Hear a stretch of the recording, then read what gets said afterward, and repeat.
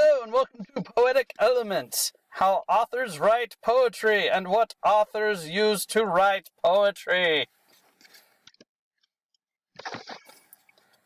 So first we're going to talk about stanzas. You need to think about a stanza. It's basically a paragraph in the poem. Yes, it is a paragraph in the poem.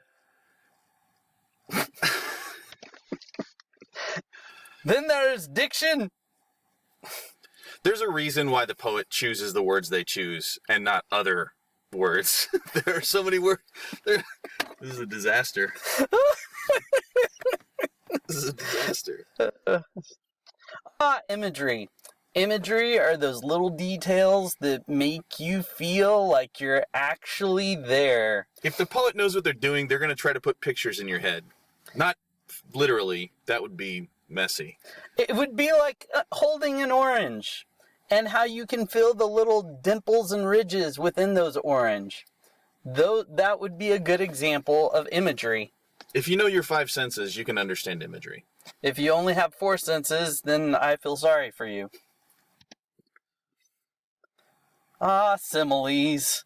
You know it as when we're comparing two things using like or as. You might do things like a boss. Or... Or you might come in like a wrecking ball. Yeah, indeed. You may come in like a wrecking ball. Or you may be as smart as a Jedi. Using Jedi mind tricks on all of us. What's a metaphor?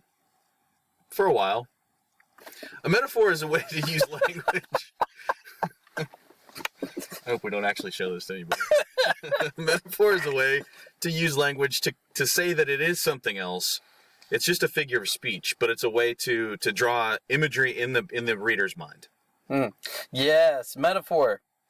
Don't use like or as when comparing these things, because you may be watching an athlete who may indeed be a beast. Oftentimes, metaphors are considered stronger than similes because they say that it is the thing, not that it is like or similar to the thing. Indeed. Personification. When you get crazy and you decide to give inanimate objects human qualities. If you've just had a bad breakup and you are listening to your music on shuffle and it seems to be playing all the sad music that you have in your phone, it's almost like you could say, my iPhone is trying to kill me right now. My iPhone hates me. Yes. Why does your iPhone hate you so much? Why does it constantly play that song by Barry Manilow? When the truth is, your iPhone has no opinion of you at all. That's personification. Indeed. Personification.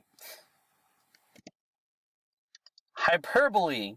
When you have so much homework that it feels like you're carrying a boulder in your backpack. That's hyperbole. I want to die. That's exaggeration. You do it for dramatic effect. You do it to draw an illusion for the audience. It's not really what you mean. Yeah, indeed. And really, my first example was a simile, so don't listen to me. If you say, I had 1,000,000 hours of homework last night, no, you didn't. No, you didn't. It's impossible. When you say that the meatloaf you were served tasted like it was first dropped on the floor, then served to you, that's not true. Well, maybe. I don't know who's cooking your food. If we've said it once, we've said it 1,000 times. Repetition is when you hear things over and over again. It can create rhythm in the poem. It can create emphasis in the poem. It can set up an opportunity for the poet to change and shift something in the poem to highlight that there has been a difference made. Yes. It's like when you get that song stuck in your head and it just goes over and over and over again. Can't get it out. Turned down for what? Yep, turned down for what? Aha! Alliteration! People playing pasta parties. Playfully. So alliterations, when you get the same sound over and over repeated in like a line of words, it usually is a sentence, but it doesn't necessarily have to be. Tongue twisters aplenty. I'm sure you're familiar with Peter Piper. And the Sally or she, whoever happens to be selling seashells down by the seashore, you know them well. These are things that they do. And for some reason or other, everything they do has to do with that sound repeating over and over. That pretty much covers it. It does. End rhyme is when you have lines in a poem, and at the end of each line, you have a rhyming sound. Yes, that's true. And maybe sometimes, I don't know what I'm going to say here. I think this is the most common type of rhyming found in a poem. Yeah, a lot of rappers use this. Rappers, Dr. Seuss. Yeah, Dr. Seuss, big time. Valentine's. Going back to Dr. Seuss, I would not eat this in a box. I would not eat this with a fox. I would not eat this here or there. I would not eat it anywhere. No, I do not like green eggs and ham. I do not like them, Sam I am. Internal rhyme happens when you've got rhyming sounds that are contained within the same line in a poem. I usually call these dad jokes because they're really bad. But in poetry, they're usually pretty cool. Yeah, I don't have any good examples off the top of my head. Mr. Wilson, do you? There are a couple good examples on the screen there. Yeah. Can you make up your own? Yes, can you?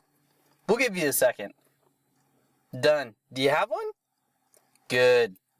I hope it wasn't wrong. I hope I didn't just agree to your wrongness. That would be bad. You're in the lesson.